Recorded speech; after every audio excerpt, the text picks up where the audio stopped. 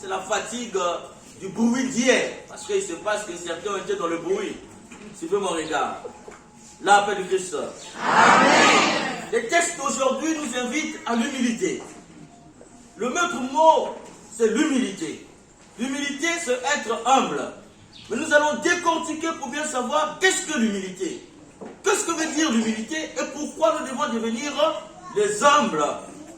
Dans la première lecture, Ben Sirach le sage dit: mon fils, accomplis toutes choses dans l'humilité, et tu seras aimé plus qu'un bienfaiteur. Qu'est-ce qu'un bienfaiteur, chers frères et sœurs? Un bienfaiteur, c'est quelqu'un qu'on appelle chez nous Apesakalaté. Et ailleurs, on les appelle les gens qui donnent sans regarder. Ils farotent, c'est des faroteurs. C'est un bienfaiteur. C'est-à-dire que c'est celui qui est là pour aider les gens. Et Jésus dit, qu'est-ce que c'est dit? Ben Sirach te dit, si tu es humble, tu seras plus qu'un bienfaiteur. Ça veut dire que l'humilité dépasse la grandeur de celui qui donne devant tout le monde. En fait, chers frères et sœurs, l'humilité, c'est la porte vers la gloire. Dis à ton voisin, l'humilité, c'est la porte vers la gloire. L'humilité, c'est la porte vers la gloire. Si tu veux rentrer dans la gloire, il faut rentrer par la porte de l'humilité. Si tu ne rentres pas dans la porte de l'humilité, tu ne vas jamais connaître la gloire. Un jour, il y avait un roi qui voulait régner sur l'univers.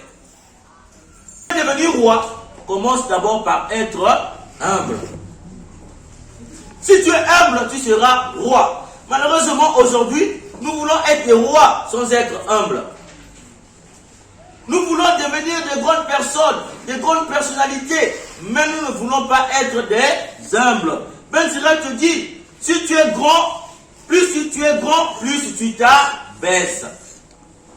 Quand vous regardez les rois de ce monde, nos chefs, ils sont plutôt en train de recevoir la gloire plutôt que de donner la gloire. On est toujours à leurs petits soins. Du matin au soir, il y a des hommes qui ont vendu leurs âmes. C'est-à-dire qu'il acceptait toute sa vie d'être l'esclave de quelqu'un parce qu'il est chef. Parce qu'il est payé. Il acceptait d'être l'esmote de quelqu'un. Ben Sirach te dit ce matin, plus tu es grand, plus tu as la capacité de t'abaisser. Ça veut dire quoi, chers frères et sœurs? Ça veut dire que est grand, ce qui commence petit. Et lorsque tu commences petit et que tu deviens grand, même de ta grandeur, tu gardes ta capacité de devenir petit. La différence de quelqu'un qui est grand, mais qui est humble, il peut être en costume, mais celui qui te sert à manger. La différence de quelqu'un qui est grand, c'est qu'il peut être en costume, mais tu le vois balayer. Un jour, on nous disait que quelqu'un qui ramassait les poubelles, mais il les ramassait en veste. Il considérait que ramasser les poubelles, c'était un travail louable et noble. Et il n'hésitait pas de se mettre en costume pour passer de maison en maison pour ramasser la poubelle. Qu'est-ce qui nous a dit aujourd'hui que le costume, c'est l'habit des grands? Et dès lors que tu es en costume, les gens doivent te servir. Qu'est-ce qui te fait comprendre que si tu es en chaussures aujourd'hui, tu ne peux pas t'abaisser pour aider la vieille qui a un bidon? Et notre monde, l'humilité, on te les foutre le camp. C'est pourquoi nous voulons la grandeur. Mais nous voulons la grandeur dans la petitesse. Parce que nous sommes grands, malgré que nous sommes grands, nous sommes des petits. Ben Sirac te redit encore, plus tu es grand, plus tu as la capacité de t'abaisser. Plus tu es grand, tu as la capacité d'aider les autres. En fait, la grandeur, c'est lorsqu'on est capable de faire des grands. Tu ne peux pas dire que tu es grand lorsque tu maintiens les autres dans la petitesse. Plus tu es grand, plus tu es capable de t'abaisser pour que ceux qui sont autour de toi deviennent des grands. Voilà l'humilité. Parce que l'humilité, en fait, on a dit l'humilitas. C'est la capacité de se reconnaître qu'on est sorti de la terre. C'est être terreux. Être tiré de la terre, voilà l'humilité. Mais l'humilité, c'est la capacité de s'apprécier à sa juste valeur. Lorsque tu connais ta valeur, tu es humble. Même si tu t'abaisses, tu ne perds pas ta valeur parce que tu connais ta valeur. C'est lorsque tu ne connais pas ta valeur, tu te dis, si je m'abaisse pour servir les autres, je vais perdre ma dignité, je vais perdre ma valeur. Voilà la grandeur du monde, que tu une fausse grandeur. C'est pourquoi, chers frères et sœurs, on te redit encore aujourd'hui, si tu veux rentrer dans la force de la gloire, passe par l'humilité. Et dans l'évangile, Jésus est en train de donner une leçon. Tu viens dans une fête.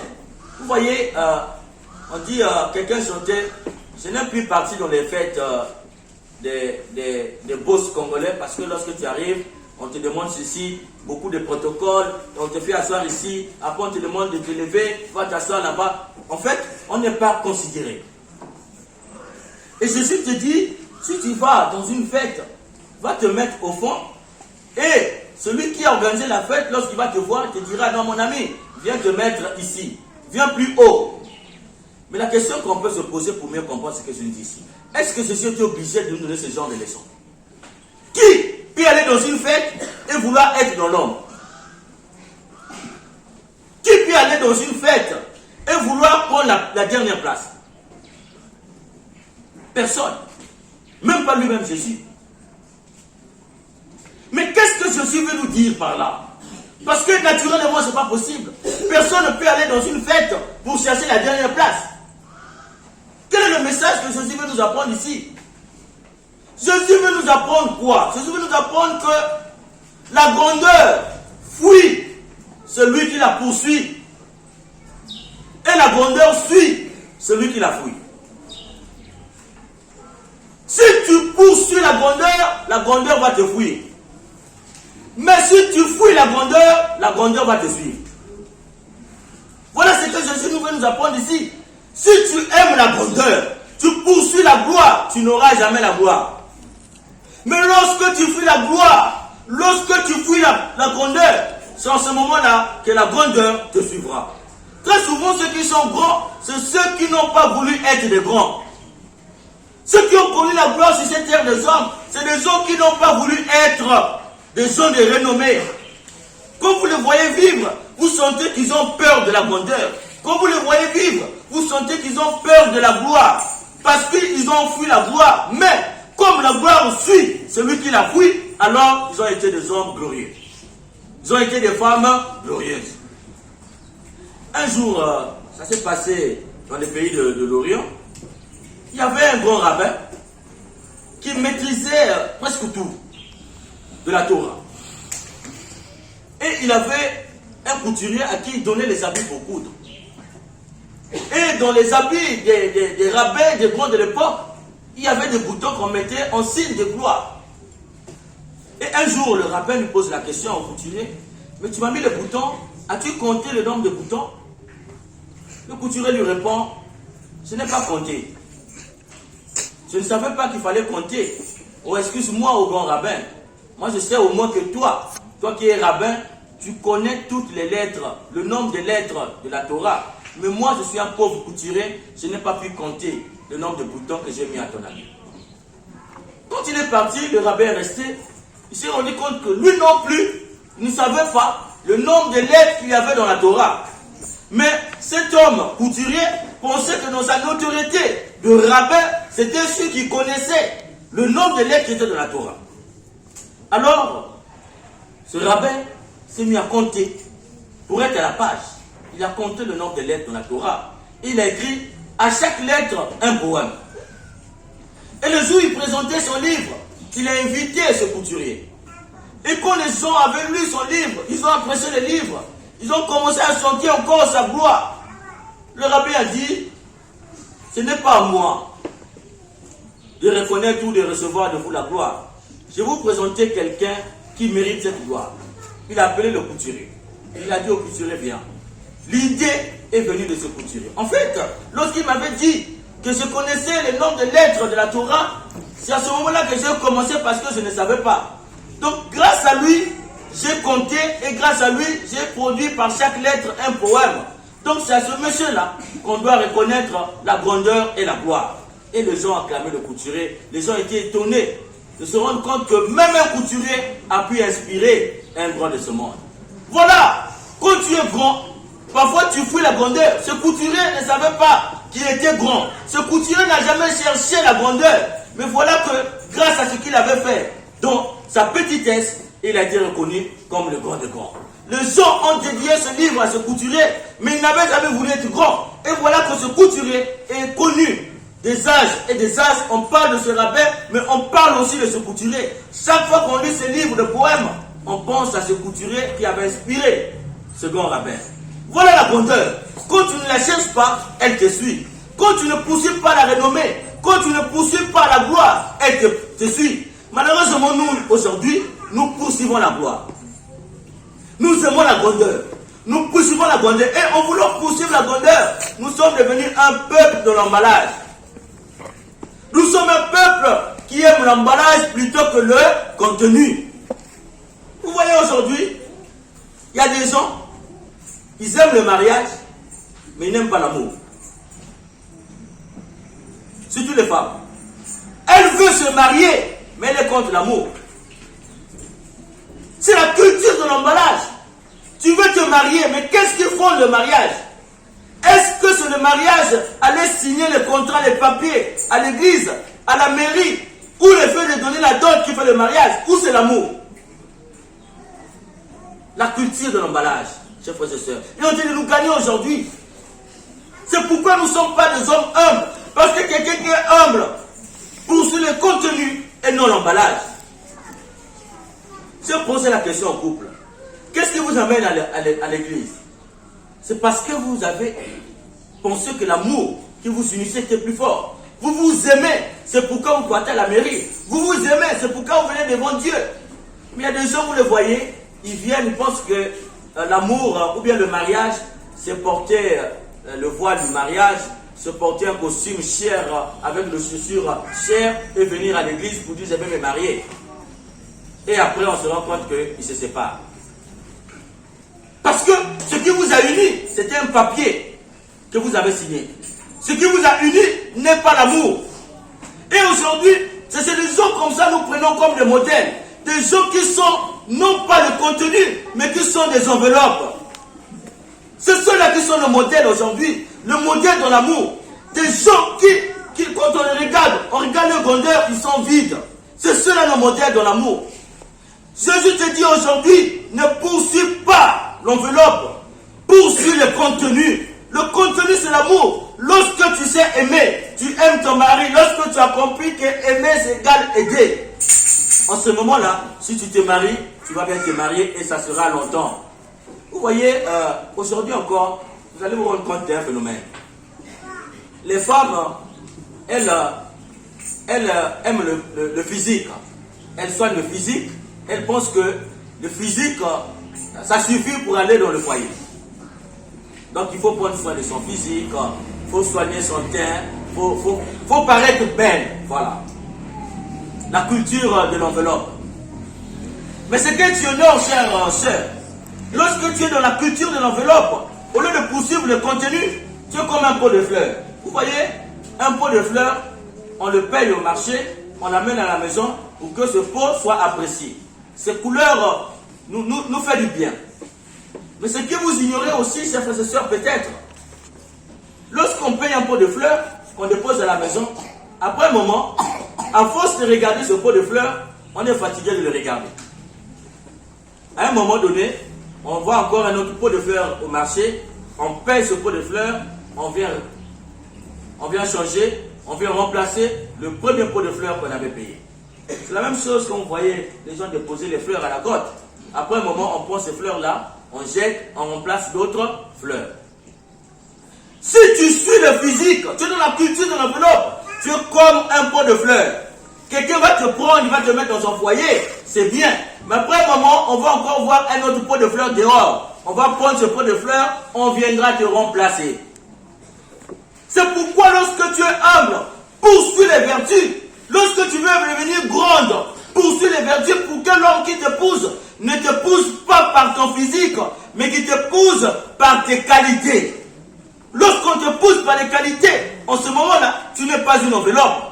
En ce moment-là, tu restes éternellement. Parce qu'on peut épouser une enveloppe, on peut épouser la beauté physique, mais si tu es victime d'un accident.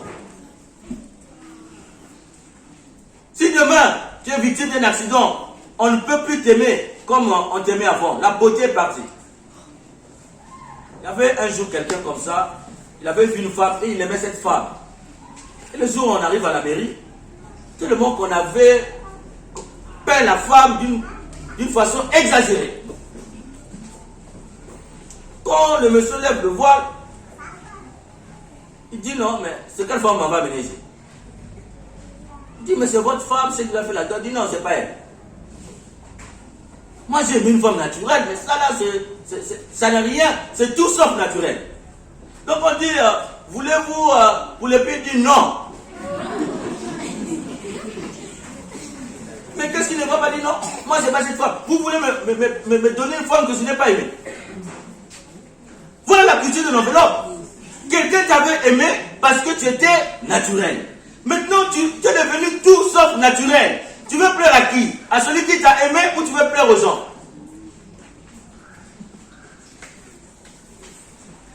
Voilà où nous conduit la culture de l'enveloppe. C'est ce que Jésus est en train de décrire ici. Tu veux paraître devant les gens, mais est-ce que tu as des assises pour paraître? Tu veux la première place, mais est-ce que tu es humble pour assumer cette première place? La culture de l'enveloppe. Vous voyez même dans le travail, on voit des gens qui aiment plus les titres que l'intelligence. Ils aiment être appelés président, ils aiment être appelés ministre, ils aiment être appelés député, ils aiment tel titre, c'est-à-dire que ce qu'on appelle la titrologie nous gagne aujourd'hui. Donc c'est le titre. Moi je dois être ceci. Mais lorsqu'on observe ce que tu es avec ce titre, ça ne marche pas. C'est diamétralement opposé entre le titre que tu portes et la réalité de ce que tu es. Toi tu veux le titre, oui. Vous voyez, chers frères et sœurs, il y a des gens, ils sont des maires de ville. Hein? Ils voulaient le titre de maire. Et un jour, les gens avaient compris que ce maire-là, lui, il signe seulement. Parce que le maire, il aime signer. Vous savez, les maires, ils aiment signer. Donc on envoie les papiers ici. Il signe le matin. Et comme il n'est pas intelligent pour lire ce qu'il signe, donc le matin, dès qu'on dépose les papiers, la secrétaire vient déposer ici, ici. Un jour, les gens ont écrit une lettre de démission. Ils ont bien rédigé la lettre pour dire que je démissionne, vu la lettre qu'il devait envoyer au ministère pour que le gars démissionne. On a envoyé la lettre et il a signé.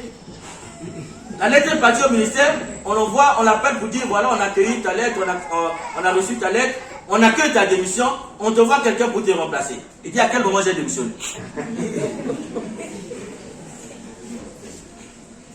Voilà quand tu poursuis les titres au lieu d'être intelligent. C'est ce que Jésus te dit. Tu veux la première place, mais est-ce que tu es assez intelligent? Alors ce maire-là, il n'est plus maire. Et après, il a fait un AVC. Il est mort. Parce qu'il réfléchissait comment j'ai signé ma propre démission. Chers frères et sœurs, Jésus nous dit aujourd'hui, ne jamais poursuivre la gloire. Mais la gloire poursuit la personne qui la fuit. Ne jamais chercher cette notoriété. C'est-à-dire, ne jamais chercher les titres plutôt que l'intelligence. Ne jamais chercher le mariage plutôt que l'amour. Cherche d'abord l'amour. Cherche d'abord à être intelligent. Mais ne cherche pas d'abord les titres. Sinon, lorsque tu vas apparaître avec ce titre, on viendra te dire, laisse ce titre, donne à celui qui mérite parce qu'il est plus intelligent que toi. Et pour finir, je vous raconte cette histoire. Il y a un roi qui était dans la culture des gens qui aimaient plus l'enveloppe. Un jour, il y avait une fête. Et le roi, il est venu, comme tout le monde, un vulgaire. Et il a dit au Didier, Quand je vais arriver, vous allez signaler que le roi est arrivé. Et donc le Didier signale, nous vous signalons la venue du roi, et les gens attendaient le roi. On voit un monsieur vulgaire qui apparaît et dit je suis le roi. Les gens l'ont botté pour usurpation de titre. Il est reparti, il s'est habillé chichement comme un roi. Quand il est arrivé, on vous signale l'entrée du roi. Le roi est rentré, les gens acclamaient. Ils ont donné tout ce qu'ils peuvent donner pour qu'ils mangent, pour qu'ils boivent. Quand ils ont déposé sur la table, les rois ont levé les parias du roi, il a déposé sur la table. On dit, mais pourquoi vous faites ça, monsieur le roi? Il dit non, que ces parias la mangent, que ces parias la boivent. Parce que je suis arrivé ici, vous m'avez tapé. Maintenant, comme je suis habillé aux habits du roi, vous m'avez accueilli. Ça veut dire que vous avez accueilli les habits et non moi. Comme c'est les habits que vous avez accueillis, que ces habits-là mangent votre nourriture, que ces habits-là boivent votre boisson, que ces habits-là fassent votre discours, que ces habits-là vous donnent l'argent pour la fête. Voilà ce que Jésus est en train de nous inviter à ne pas prendre aujourd'hui. Ne pas vouloir paraître avec des titres, mais vouloir paraître avec ce que nous sommes, ce que tu es. Et ce que tu es grand lorsque tu es humble, lorsque tu connais ta mesure, lorsque tu connais ce que tu vaux. Dis à ton voisin, est-ce que tu connais ce que tu vaux? Voilà, parce que tu ne peux pas être humble si tu ne sais pas ce que tu vaux. Si tu as peur de descendre pour servir les autres, c'est parce que tu ne sais pas ce que tu vaux. Parce que même si tu es au pouvoir là-bas, tu es chef là-bas, si tu sais ce que tu vaux, on te dit laisse le pouvoir, qu'est-ce que tu fais? Parce que même ça tu peux vivre. C'est lorsque tu ne sais pas ce que tu vaux que tu es accroché au titre. Parce que sans ce titre-là, tu ne peux pas exister. Voilà ce que Jésus nous invite aujourd'hui. Et nous allons prier, chers frères et sœurs, pour que nous ne puissions pas exister. Parce que exister, être dehors, c'est ça exister. Exister veut dire être dehors. On ne peut pas être dehors lorsque nous nous accrochons à des titres éphémères. On est dehors lorsque nous paraissons comme nous sommes. Nous reconnaissons que nous sommes des terreux, mais Dieu nous fait miséricorde. Dieu nous aime et nous sommes des hommes et des femmes de valeur. Peu importe le titre, que nous n'ayons pas, nous existons. Je peux être heureux parce que je suis jardinier. Je peux être heureux parce que je n'ai pas le travail. Je peux être heureux parce que je suis célibataire. Tu vas être célibataire, tu vas au marché, tu gagnes ta vie, tu as moins de problèmes qu'une femme qui est dans le foyer.